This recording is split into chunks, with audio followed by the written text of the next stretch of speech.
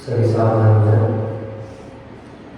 नमो अरिहंतारं, नमो सिद्धारं, नमो माययाणं, नमो वज्रायाणं, नमो लोहे सर्वसावनं, वन्दे तु सर्वसिद्धे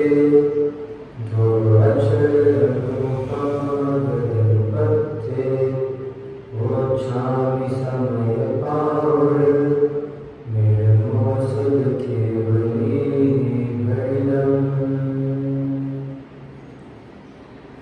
आज दोपहर की हम सभी यहाँ से शिक्षा करने जा रहे हैं।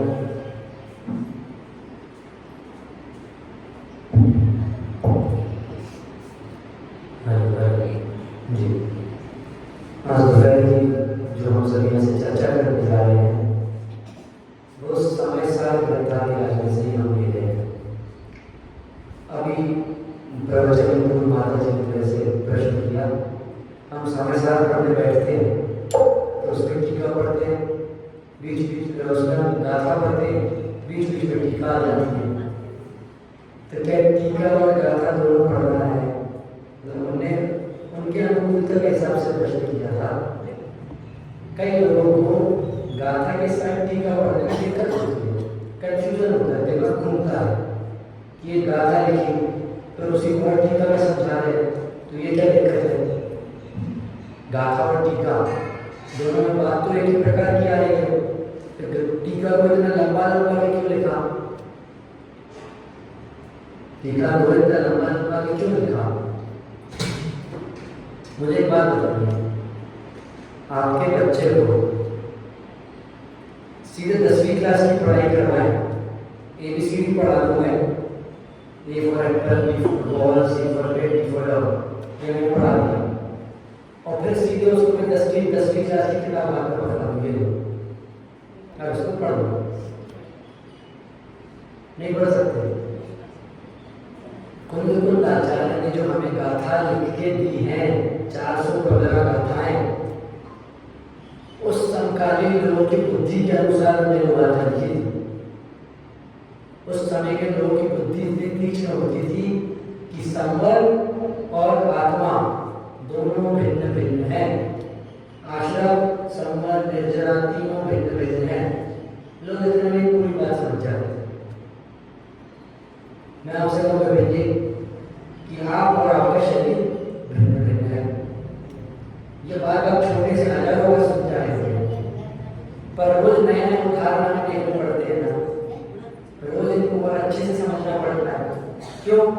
क्योंकि वो बात अभी हमारे समझ में नहीं आई, कहीं ना कुछ दिक्कत हो रही है दादी जी। इसीलिए कुंद आचार्य की गाथाओं के ऊपर अमृतचंद आचार्य ने ये टीका लिखी, आत्मख्याति, आत्मा की ख्याति।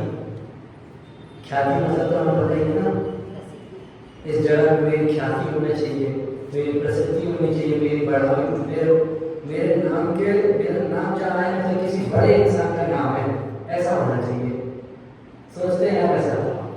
क्या दबदबा दे रहे हैं?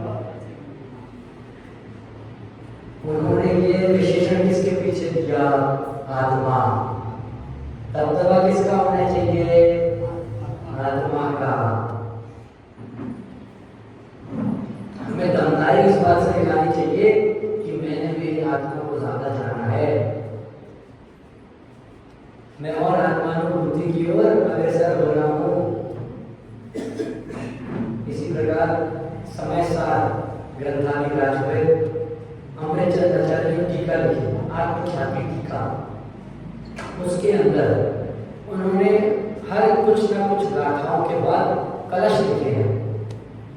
अब उन शब्दों को कलश की उपमा क्यों दी? छंद कह सकते थे ना। कुंद आचार्य ने 4 गाथा लिखी, उसके बाद मैंने मेरी 4 लाइन में छंद लिख दिया, इतना भी कह सकते थे। कलश की उपमा क्यों दी भाभी जी? क्यों?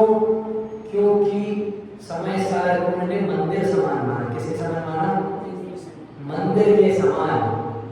भाई साहब, समय सार ग्रंथ को मंदिर के समान माना और उसके के ऊपर जो मंदिर के सबसे शिखर पे कलश चढ़ाते हैं ना, शिखर पे कलश चढ़ाते हैं, इन छंदों को उस कलश के समान बताया कि समयसार ग्रंथाधिराज पे वो कलश जो मंदिर के ऊपर चढ़ाए जाते हैं उसके समान है। जो अलग अलग छंद आप टीका पढ़ते होंगे तो बीच में अलग अलग छंद आते होंगे ना। एक तो मूल गाथा प्राकृत की, मूल प्राकृत की गाथा के थोड़े थोड़े गाथाओं के बाद छंद आते हैं, वही छंद कलश के रूप में कहे जाते हैं जो अमृतचंद आचार्य ने लिखे हैं। कई विद्वान तो ये भी कहते हैं कि अमृतचंद आचार्य ने कुंद आचार्य का दिल हम सभी के समक्ष खोल के रख दिया। कुंद आचार्य का दिल हम सभी के सामने पूरा खोल के प्रस्तुत कर दिया कि वो उन गाथाओं में हमें क्या समझाना चाह रहे हैं। इसी प्रकार से आज जो हम ये कलश पढ़ने जा रहे हैं, 23 नंबर का कलश, कलश नंबर 23, बहुत प्रसिद्ध कलश है ये लोग में। इसके सिर्फ एक शब्द लिखा है। इस कलम में क्या पढ़ा था? आवश्यक। अंदर में हमने आवश्यक को बारे में पढ़ा था। आज हम क्या पढ़ने जा रहे हैं? परम आवश्यक। क्या? परम आवश्यक। परम आवश्यक क्या है? या इस प्रवचन में लाइन में कहूँ ना तो करो या मरो। क्या बोल रहे हो? मरो। हाँ, करो या मरो, डू और डाई। अमृतचंद आचार्य ने लिखी है ये बात।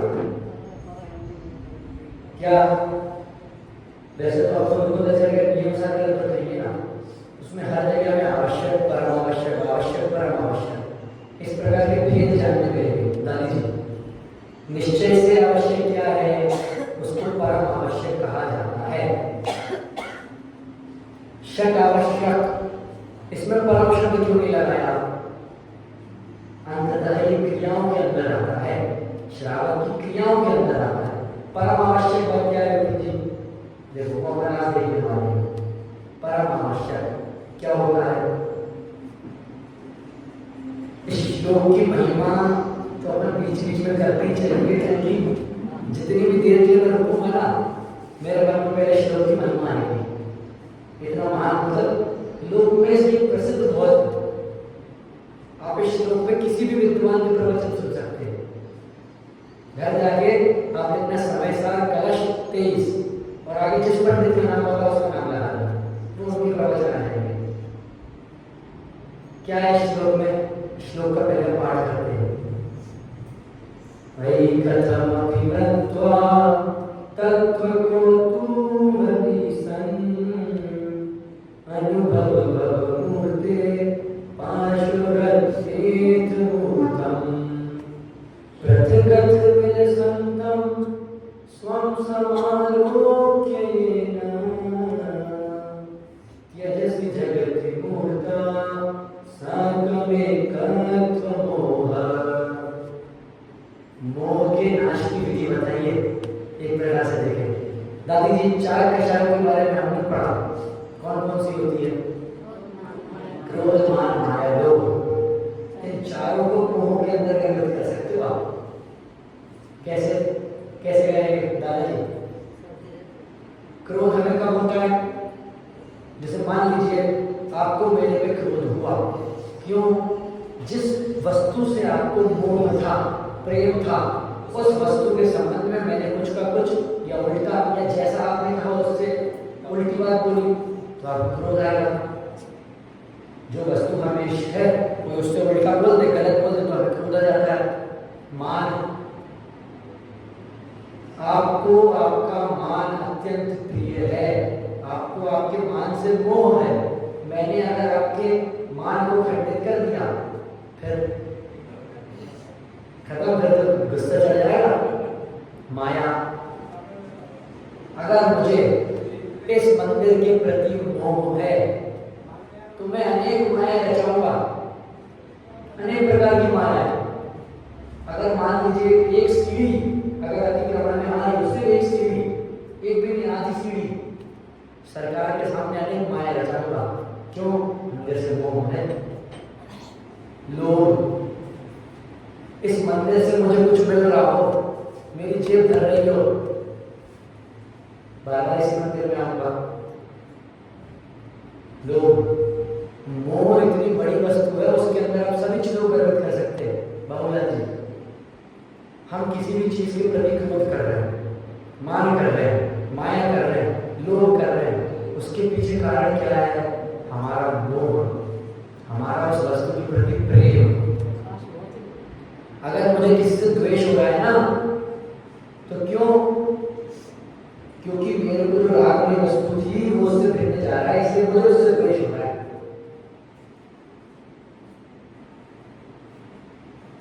हाँ, हमेशा गाड़ियों के साथ अनाज लेकर नहीं जाते, ठीक है, वहां किसी से तू में हो गए, मान लीजिए गलती से उसने गाड़ी तेज निकाली और आपकी 2 अनाज की बोरी पे कीचड़ चढ़ गई, अनाज की बोरी, और उससे मिलने वाले पैसे से हमें मोह था ना, लोभ था ना, तभी तो उसके ऊपर क्रोध हुआ, है ना? इसका हिंदी में अनुवाद करते हैं। निज तत्व का कौतूहली पड़ोसी बन देह का, रे आत्मन जैसे बने अनुभव करो निज तत्व का। जब भिन्न पर से सुशोभित लख स्वयं को तब शीघ्र ही तुम छोड़ दोगे देह से एकत्व के इस मोह को। मूल संस्कृत से इसका अर्थ करते हैं क्या? अये कथम अपि मृत्वा। क्या बोला? अये, अय मतलब अय नहीं, संस्कृत में संबोधन वाक्य होते हैं। हे देव, अय का तात्पर्य संस्कृत में क्या होता है? जिस प्रकार दादाजी माता अपने पुत्र को, छोटा सा बच्चा हो ना आपका 1-2 साल का, जब उसको आराम से सहला समझाती है, अरे बेटा सो जा, अरे बेटा खाना खा ले, अरे बेटा उठ जा। विपिन जी जवान को सुबह से उठाते हैं, अरे बेटा उठ जा, चल सुबह हो गई, या कोई बात नहीं मान रहा, डांट दिया, सब कर दिया, उसके बाद प्रेम से समझाते हैं ना, अपनी माना बेटी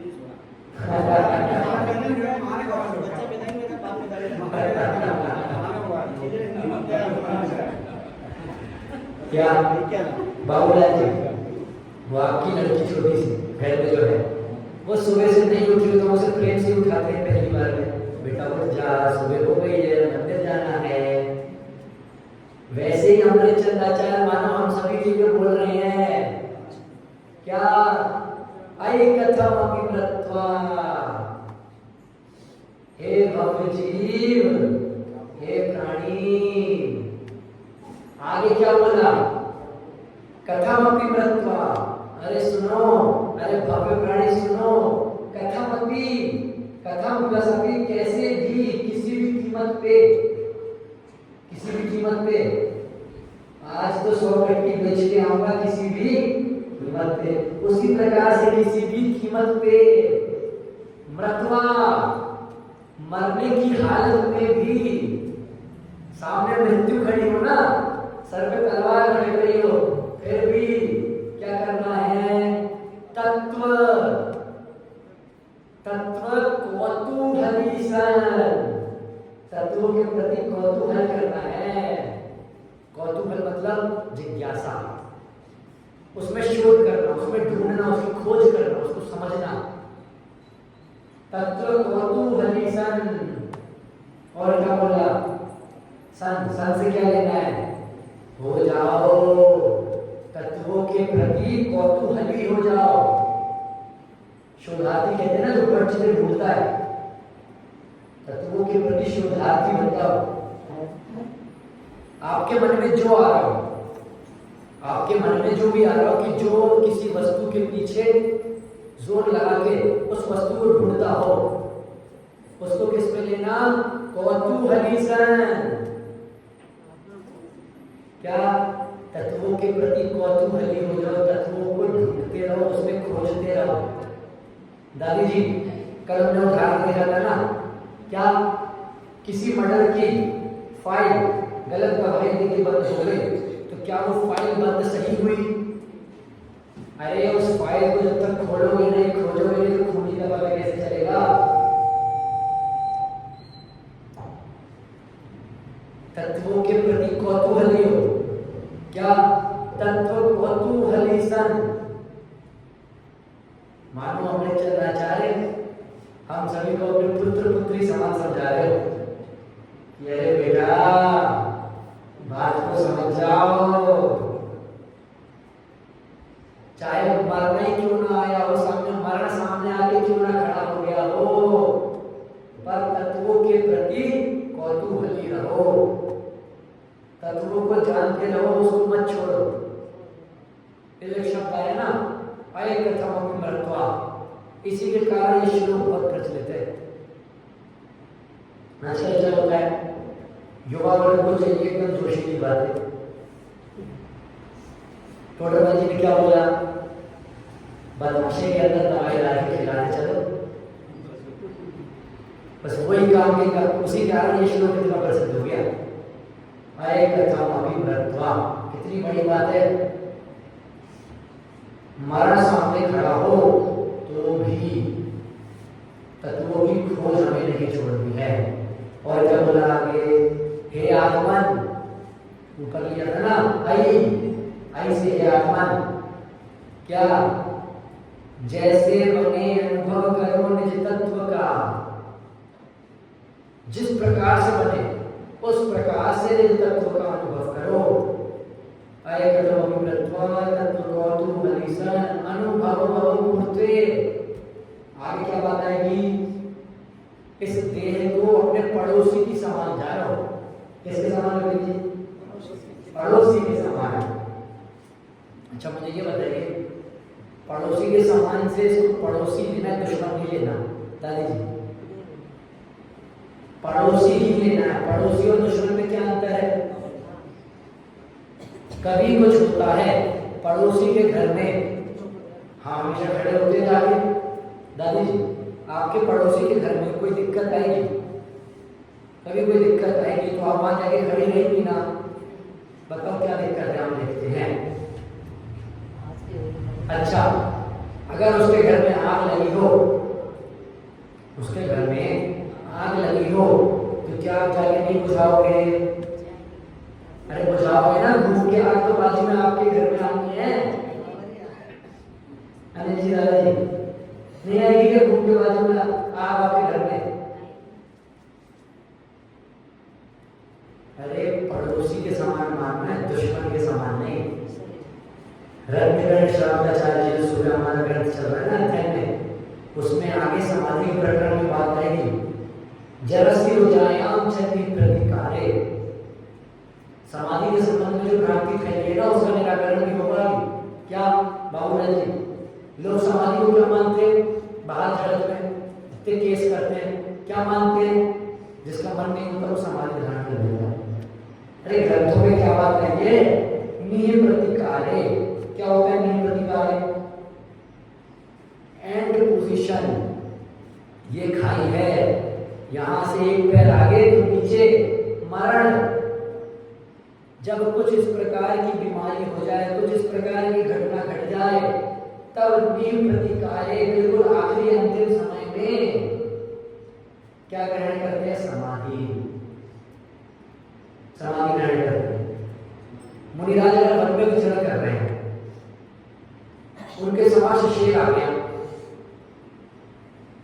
और बहुत आकुल है वो शेर। इस प्रकार की परिस्थिति में मुनिराज द्वारा समाधि ग्रहण धारण किया जाता है। या बिल्कुल शरीर का अंत समय आ गया हो, पूरा शरीर क्रश हो गया हो, तब समाधि ग्रहण धारण किया जाता है। ये नहीं कि मेरा मन हुआ उठेगा समाधि ले ली।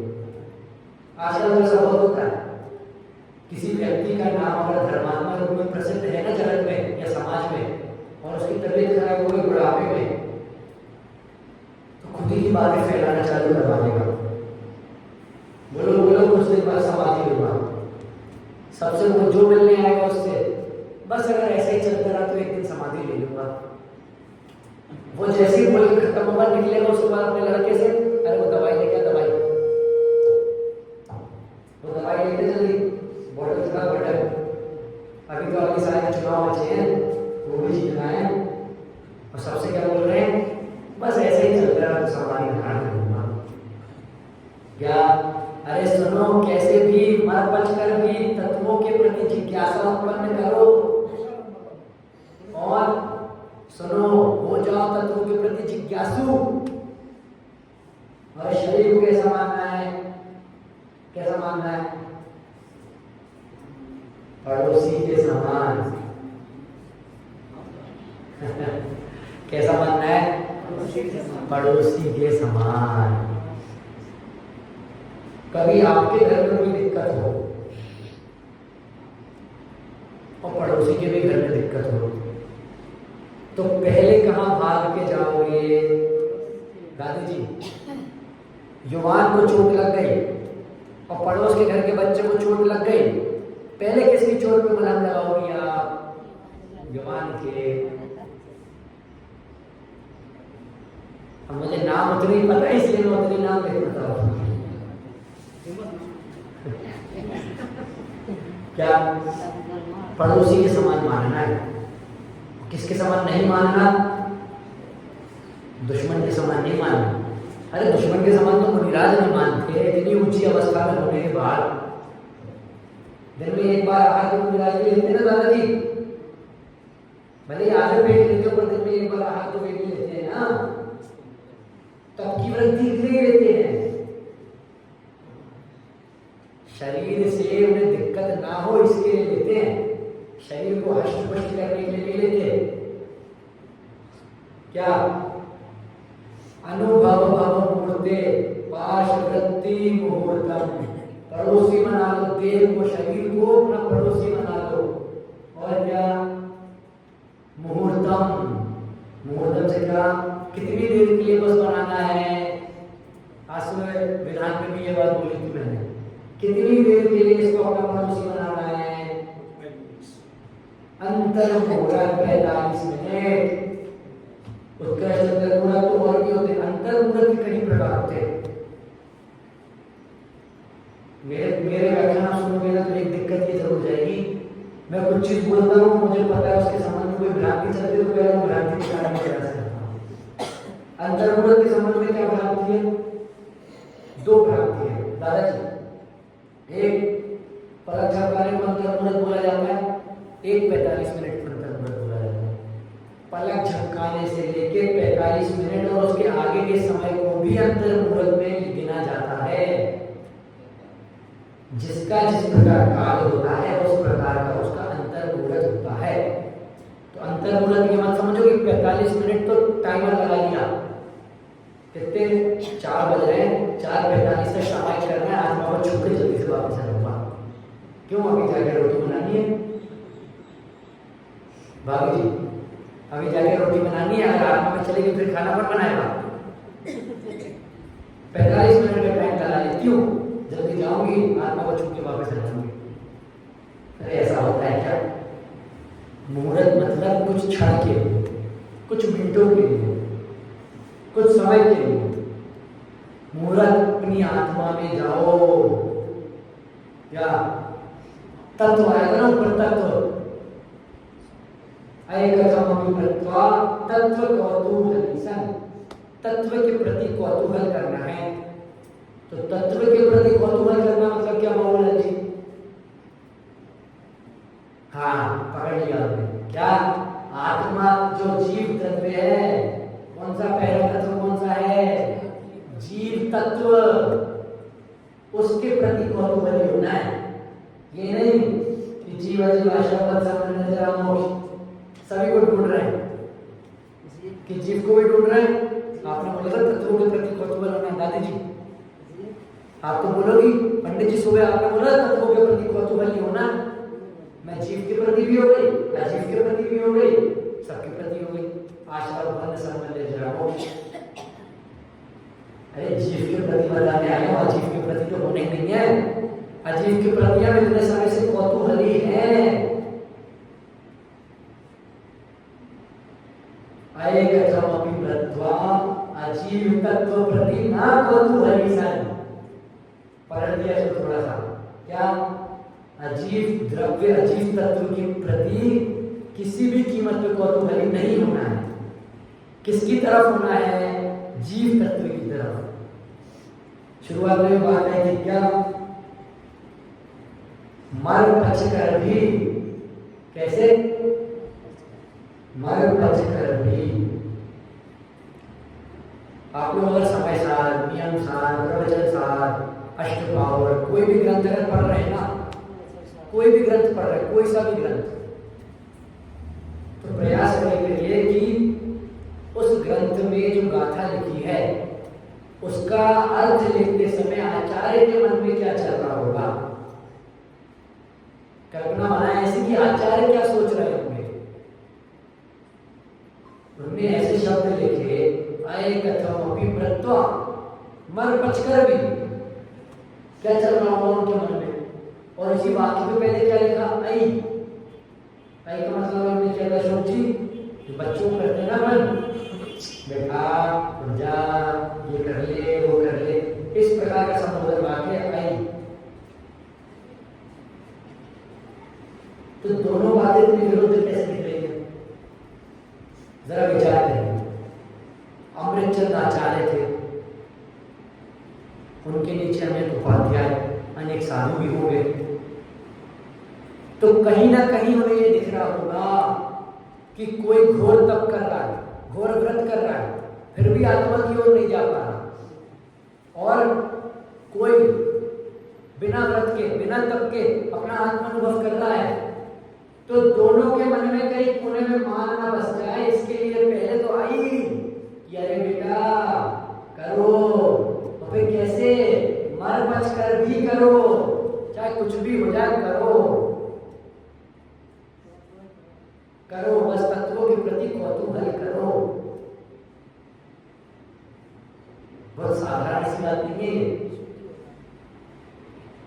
अगर अमृतचंद आचार्य ने ये बात लिखी है ना, मतलब उनका हृदय बहुत भारी होगा उस समय,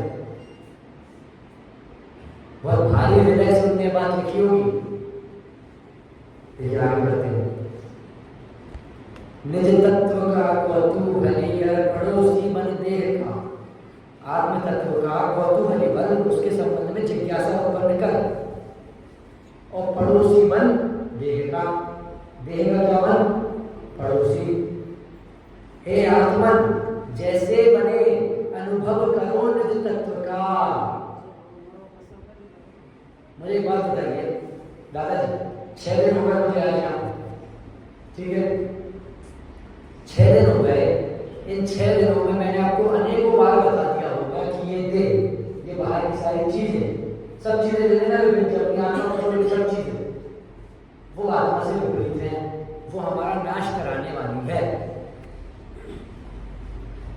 अभी तक छोड़ पाए कि नहीं छोड़ पाए? और यही मुझे आप बताओ कि आपके घर में कोई मेहमान आ जाए, किसी और का नाम लेके आया, मान लीजिए बाबूलाल जी आपके घर में कोई इंसान आया, बोला मैं चिरंतन बड़बड़ को जानता था, मेरी उससे बातचीत होती रहती है, आपने उन्हें घर में बुला लिया, घर में बैठा लिया, खूब उनकी खातिरदारी कर दी, पानी पिला दिया, चाय पिला दिया, बिस्किट खिला दी, खाना के लिए सब करा दिया।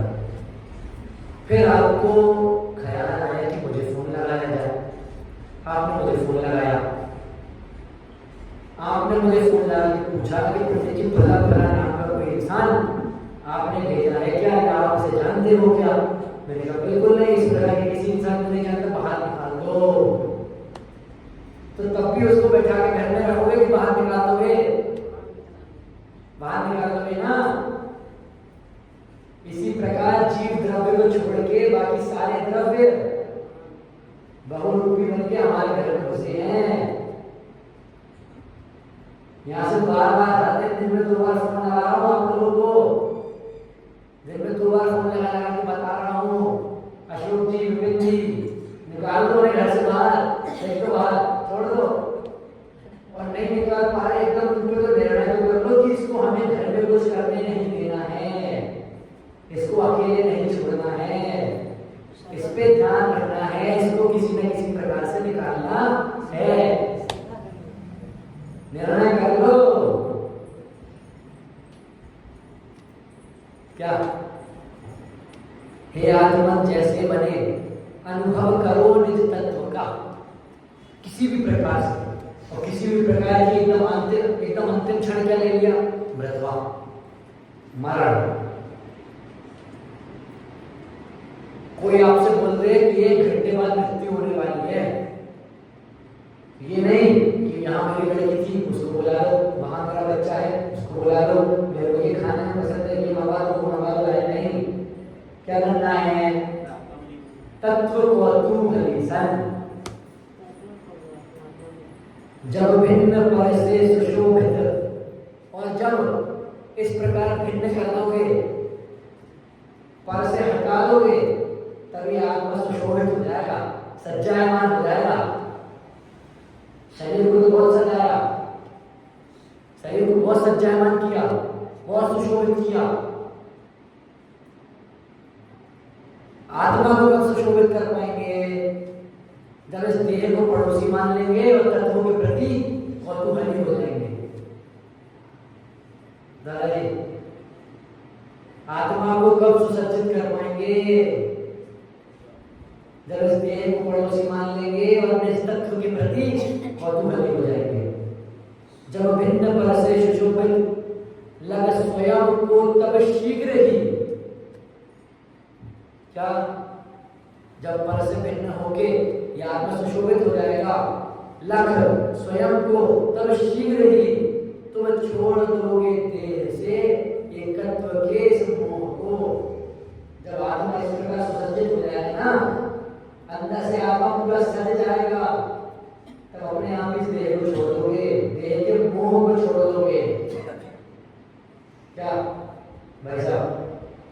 देह के मोह को छोड़ेंगे जब इस शरीर को पड़ोसी मानेंगे, और निज तत्व के प्रति क्या होना है? कौतूहली। क्या होना है? कौतूहली। निज तत्व के प्रति क्या होना है? कौतूहली, जिज्ञासु, उत्साहित। और यहाँ आत्मा की बात चालू होती है,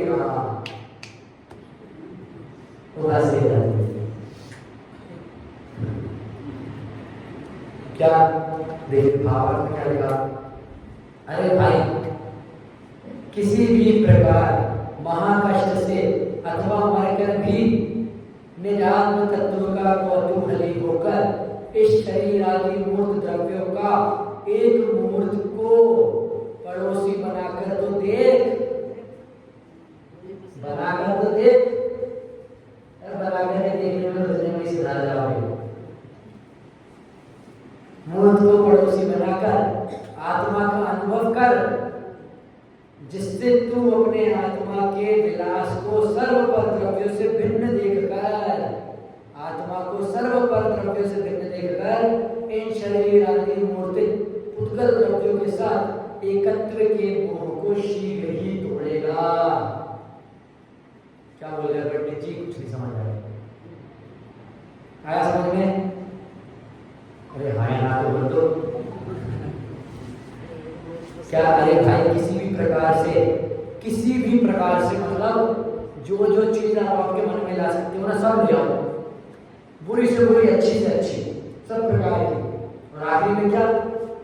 महाकष्ट से अथवा मरकर भी निज तत्व का कौतूहली होकर, निज तत्व के प्रति जिज्ञासु होकर इस शरीर आदि मूर्त द्रव्य का एक मूर्त को, सिर्फ एक मूर्त को पड़ोसी बन के देख, पड़ोसी बन के देख, आत्मा का अनुभव करके देख, जिससे तू अपने आत्मा के विलास को सर्व पर द्रव्य से भिन्न देखेगा, अपनी आत्मा को सारे पर द्रव्य से भिन्न देख पाएगा।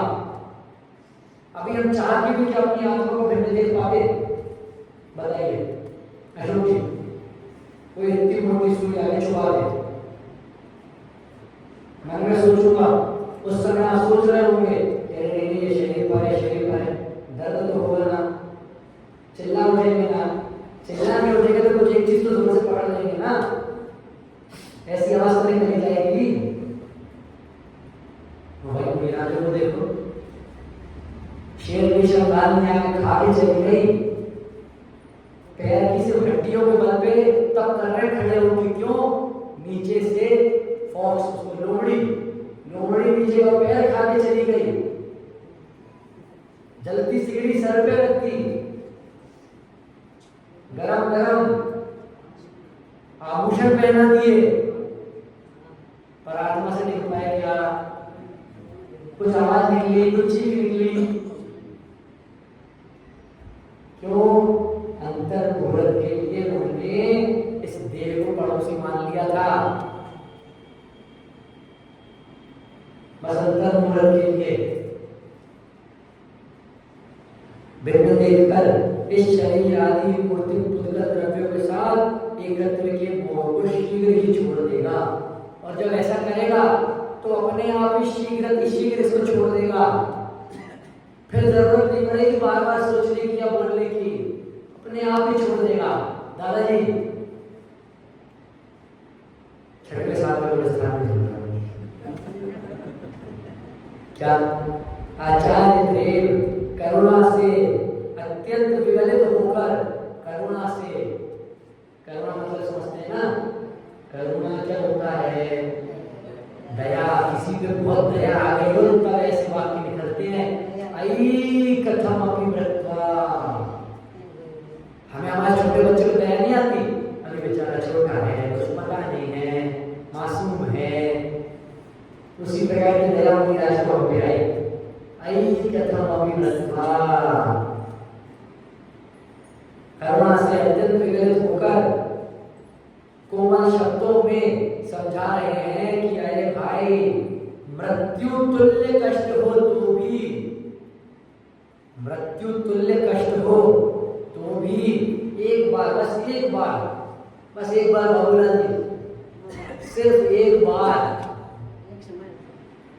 हजारों पक्ष छूट जाएंगे दादाजी।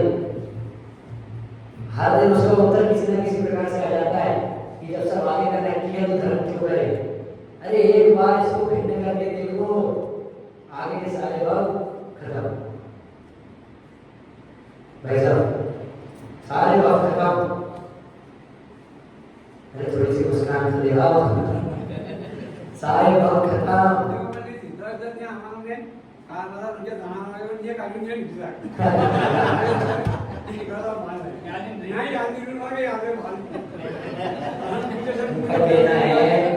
यहाँ से निकलने के बाद तो याद रहता नहीं है, तुम्हारा तो समय तो कैसे याद रखे? अरे इसलिए तो बता रहे हैं,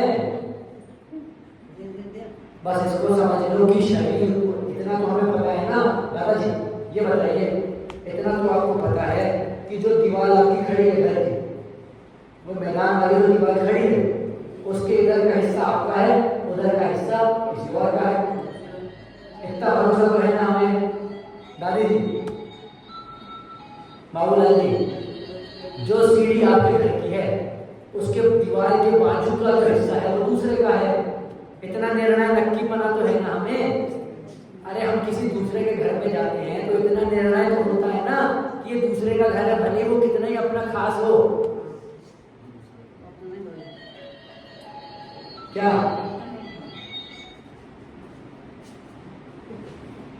आप में से किसी ना किसी का कोई ना कोई रिश्तेदार मंदसौर में रहता होगा?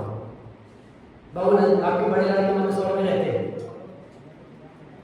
मंदसौर आप उनके घर गए, चलिए वो तो लड़के हैं, उनकी बात छोड़िए, किसी और रिश्तेदार के घर आप गए तो कहीं ना कहीं मन में तो एक कोने में ये बात रहती है ना कि आखिरी में घर मेरा तो नहीं है, पर है ना, मेरे घर से तो अलग है ना। तो वैसे वो आत्मा रूपी घर और ये देह रूपी घर दोनों अलग अलग है।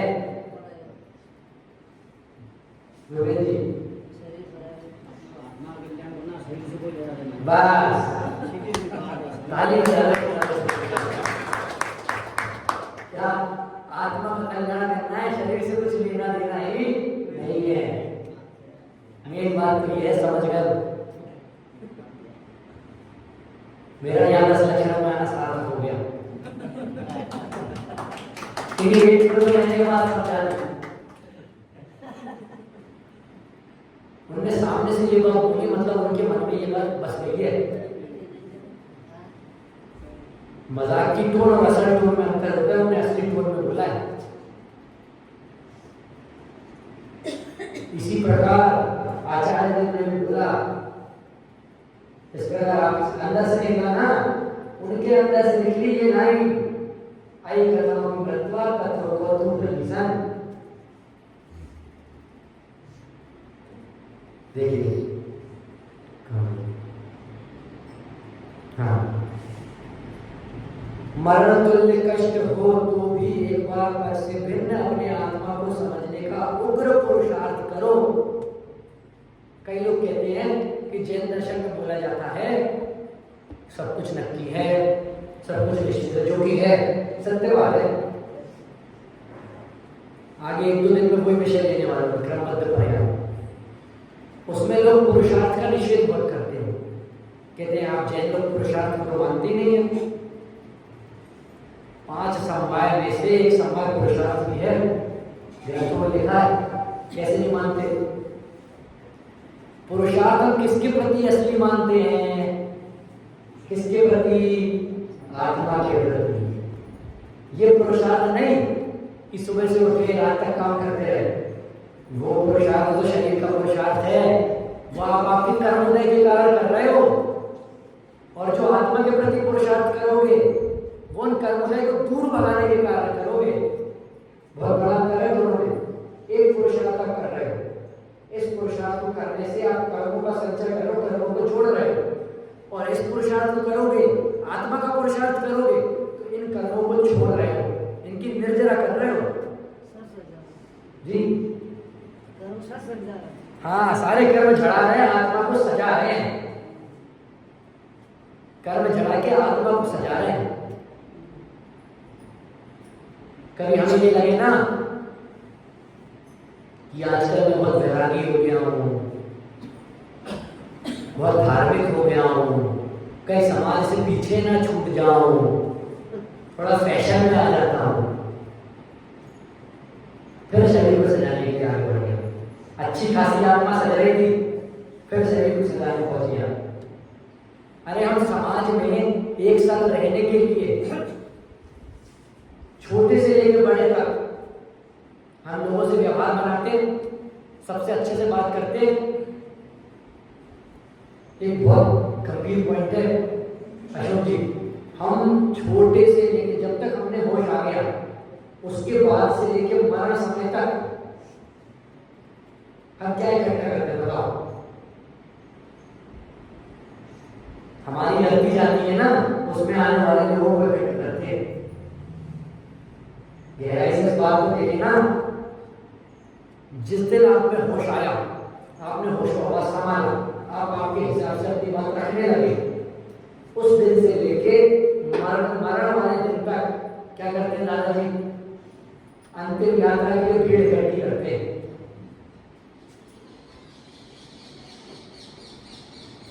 मेरे को कितने लोगों ने जाना, मैं समाज में नामी व्यक्ति था, पूरी समाज मेरे अंतिम यात्रा में आए कि नहीं आए? अरे तुम्हारे मरने के बाद जितनी देर में तुम्हारी बीवी ने हाथ पटके होंगी ना तुम पे, उतने में तो किसी और व्यक्ति में जन्म ले लिया होगा।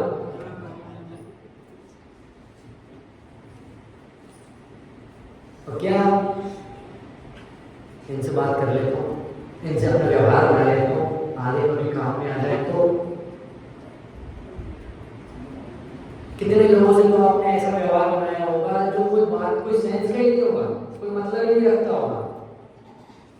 उस दिन आपने उनसे व्यवहार बनाया, अगली आपकी खबर उनके पास कब पहुंचेगी? जिस दिन निपट जाओगे कि हाँ हम भी इस इंसान को जानते थे, आज याद है, आज याद है, कल तो खत्म ही होगा। क्या एक बार इसके प्रत्यानुवाद को कैसे करके क्या बात ये करेंगे? निज तत्व का कौतूहली हर पड़ोसी बनते का। अभी मैं बिना गा के पढ़ रहा हूँ, सिर्फ पढ़ रहा हूँ, आप लोग इसको समझने का प्रयास करो। क्या? निज तत्व का कौतूहली हर पड़ोसी बनते का, हे आत्मन जैसे बने अनुभव करो निज तत्व का।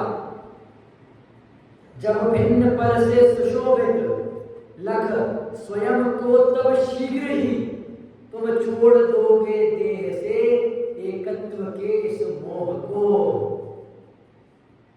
कहीं कुछ दिक्कत आई हो तो आप बता देना, मैं बाद में और चर्चा कर लेंगे इसको एक बार अच्छे से इसका पाठ करके फिर आज की बात को यही विराम करते हैं।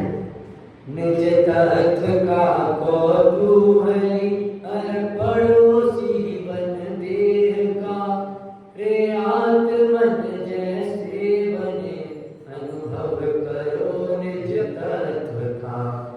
जब भिन्न पर से सुशोभित लख स्वयं को तब शीघ्र ही तुम छोड़ दोगे देह से एकत्व के इस मोह को।